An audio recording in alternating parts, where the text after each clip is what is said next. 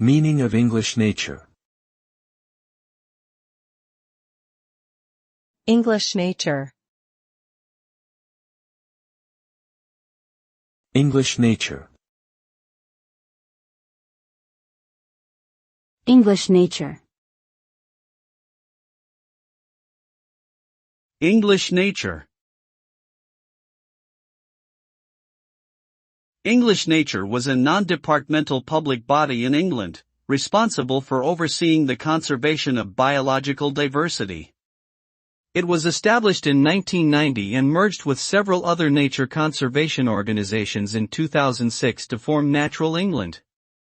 English Nature's responsibilities included protecting and managing sites of special scientific interest, providing scientific expertise on conservation issues, and advising government bodies and other organizations on conservation matters.